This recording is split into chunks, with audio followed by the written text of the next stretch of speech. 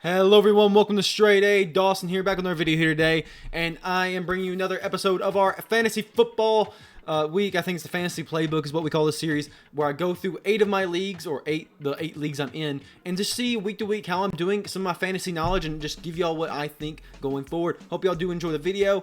Please leave a like and subscribe if you haven't already. Let's get right into the video. Let's talk about my game, my League 1.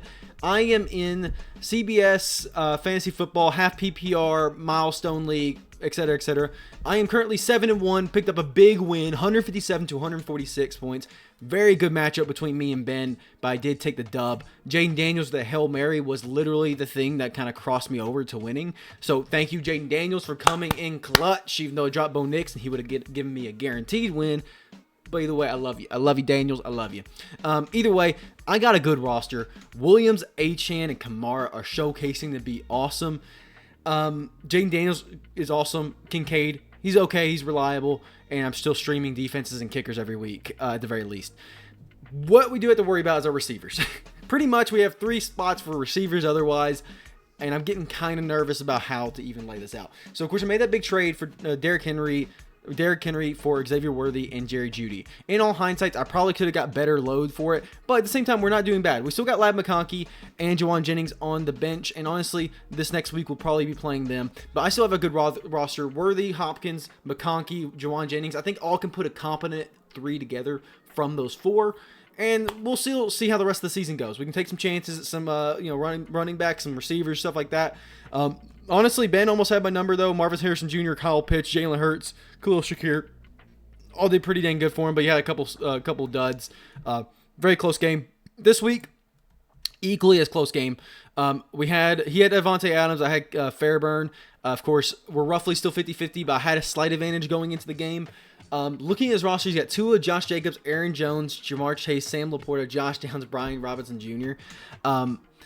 I could very well take an L here. He is 5-3 for a reason. He's got a damn good roster. Tua could go up for a lot depending on the game script. Josh Jacobs, if he plays, I don't think will be great, but I don't think he'll be bad either. Aaron Jones, I think will be very reliable. Jamar Chase could put up a 30 bomb. Sam Laporta is one of the only targets there in Detroit. It's going to be a very damn close game because I think, again, Alvin Kamara has a great matchup. Devon Achane, I think, helps mitigate the Tua points. And Kyron Williams also has a pretty good matchup himself. So I have very good matchups this week. The only thing I'm, again, running into is, okay, who's the receivers I start? Because I can't start with Juwan Jennings. And do I start Jerry Jeudy over Worthy or Hopkins? I'm starting McConkey no matter what. But do I trust either Worthy or Hopkins in a game script? And with this against Tampa Bay, I could see this being a very high-scoring affair. But I don't know who to rely on. I don't want to pick one and not the other. And Jerry Jeudy, if David Njoku's out, I'm definitely putting him in. But I have no idea who I'd replace him with, Worthy or Hopkins. I'll probably replace Worthy, but it's a close one. I'm not exactly sure. It's going to be a good one. So we'll see how it goes, though. I'm excited to see how this league goes. I'm 7-1, still top of the leaderboard. Still feeling pretty good about that league. Next up, we got King of the Cup. This is the 48-man league, but broken up into 12-man divisions, standard scoring. Last week, we took a very unfortunate loss. One of those things. James Conner, Josh Allen, Travis Kelce, all of them just basically killed me. CeeDee Lamb killed me. It just was a very unfortunate matchup for me, going down to 3-5. I'm still kind of in that playoff race. I'm not quite out of it just yet. 3-5 is not a great matchup to have. Granted, I have a pretty damn good matchup this week, so hopefully me and Ben can pick up a dub here. Saquon's scary, Terry McLaurin and Evan Ingram are, but with this being standard scoring, I'm not as worried because Kupp, A.J. Brown, Kyron Williams, Kyler Murray feel all good. Either Amari Cooper or Khalil Shakir, depending on if Amari Cooper's playing, I'm going to play him. Jaden Reed's good. I feel very good about this win. I don't feel good about doggy style. We'll see how this matchup goes. Trevor Lawrence, I'm not too worried about. There's just Michael Pittman can also be very good because Joe Flacco's playing. This could be the make or break, though. I need to win this game to stay in the running because it's only 4 people that make the playoffs, and it happens in Week 14 since it's a 48-man league, meaning it's like what's called 4, 8, 16. It's a 16-person playoff.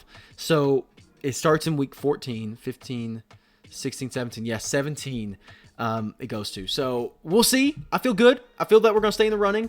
We just got to pick up some really needed wins here.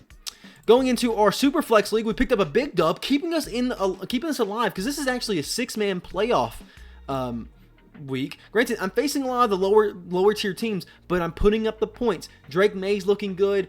at least when he's healthy. Ramondre can put up the points. Tank Bigsby, as long as Travis Etienne is not the main guy anymore, can still be viable. Jonathan Taylor's great. Jamar Chase and Justin Jefferson can be great. Evan Ingram's great. Jameis Winston throws that fucking rock. And my depth is pretty good. Michael Pittman seems very good. Alexander Mattison seems good. Calvin Ridley seems good. So I had that flex option. So even if Bigsby isn't the guy, Jonathan Taylor will take that spot for him. And so big dub this week. Going into this next week as well, I feel pretty all right with it. I have a slight chance to win by about 15 points currently. If Drake May doesn't play, that will be concerning. But right now, I'll put Jonathan Taylor in the main running back position. If Travis Etienne doesn't play, honestly, I'll probably put Jonathan Taylor into the running back position and bring up Michael Pittman. Maybe Alexander Mattison. Calvin Ridley's also an option now. I mean, I have good options.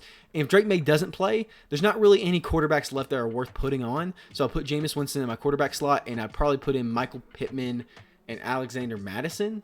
Those are my two best options. Chris Olave could be good. Do I put Chris Olave in and Michael Pittman? Or Calvin Ridley? I think Calvin Ridley's too boom or bust for my liking, especially in a game where I think I can easily win. So he has Travis Etienne, Nick Chubb, Zay Flowers. So he's got like two players I'm worried about. And Travis Kelce. Bo Nix can put up points. Against Baltimore, though, it would be tough. I think no matter what, I'm going for the safe plays. So if Drake May doesn't play, I put in Michael Pittman and I put in Chris Olave. Yeah, maybe Alexander Mattison, but that's a pretty good lineup for me. I had 4 points from the Texans defense. Not great, but not awful. Still pretty favored to win. So this will take us to 4-5 and put us into that near kind of playoff berth category. So we still have to beat out the other couple teams. I'm feeling pretty good about it. We're coming back in this league a little bit. We had to face some of the bad teams to get here, but we're coming back a little bit. So I like it. I like it a whole lot. In our PPR 10-man league, I won this week by a landslide against Josh. Josh has a trash team, so I'm not worried about it. Even Jordan Love not doing very well. CeeDee Lamb basically carried my team across the victory line here. Very good stuff here. Aaron Rodgers did fine. Saquon Barkley had a bad week. Jordan Mason's going to be irrelevant. T. Higgins didn't play, so he just made some bad lineup decisions. He's 2-6, so I'm not feeling great about the win, but like whatever, a win's a win. I face another pretty bad team this week. Drake, he does not have great upside here at all. Not really much of a ceiling, where my team has a lot of ceiling. If Jordan Love doesn't play, I'll probably go pick up like Tua from like the waivers. But again, I'm not worried. I'm very safe this week, I think. So we'll probably pick up a dub here, 5-4. Again, kind of in that fringe playoff spot right now. So the first league, I was definitely in the playoffs in doggy style. Then these last three, I'm kind of in that fringe 7 and 8 area.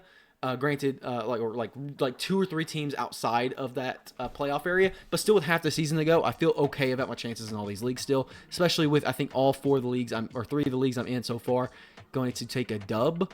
I'm going to delete this one. Don't know what happened there. And in doggy style, I might take an L, so we'll see. Then we go into my half PPR no turning back league. I believe this is a 10-man. I took a pretty bad loss. Just was close, but George Pickens didn't do anything. I don't have great depth here, to be honest with you. This team is struggling. I made some changes here, but when Jalen Hurts and James Conner kill you like this, it's not too great. Kyler Murray and James Cook did their best, but everybody else put up like less than 10, except for Detroit's defense.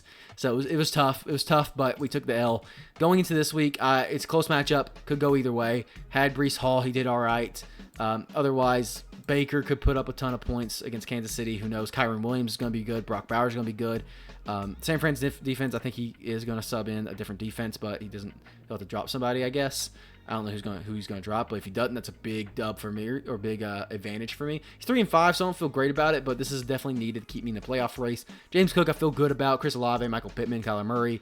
If Tony Pollard doesn't play, I'll probably put in honestly, I'd probably put Evan Ingram in. Funny enough, I'll probably put Evan Ingram in just because he's the main target there.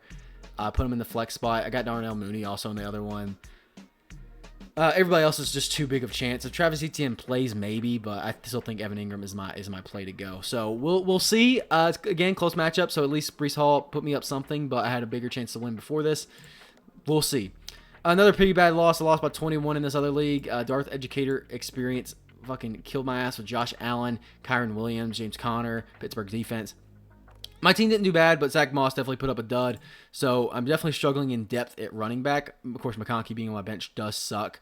but I don't think he would have changed the outcome pretty much in any way. So it would have just been a worse loss for me, to be honest with you. So I'm 4-4. Again, both these leagues we just talked about here, I'm in that fringe area.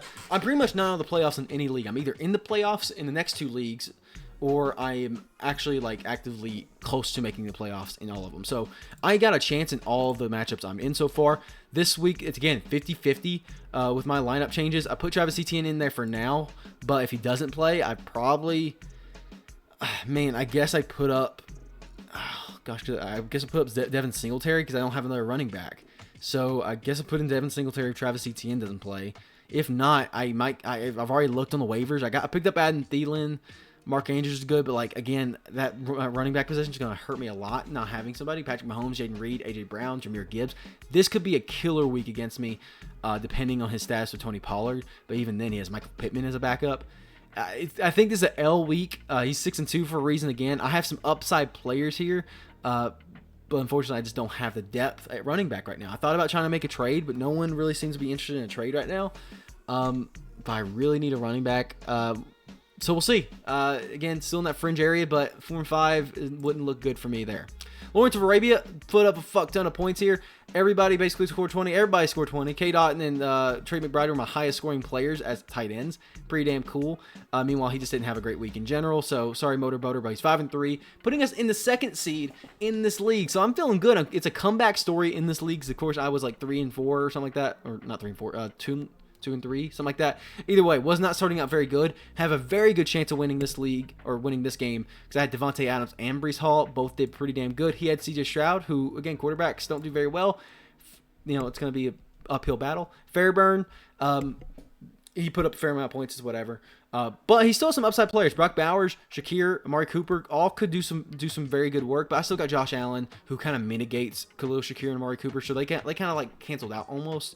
Terry McLaurin, Wandale, again, PPR guys. DeAndre Swift has been doing good against Arizona, should do all right. Trey McBride and K. Dawson are still main targets where they're at.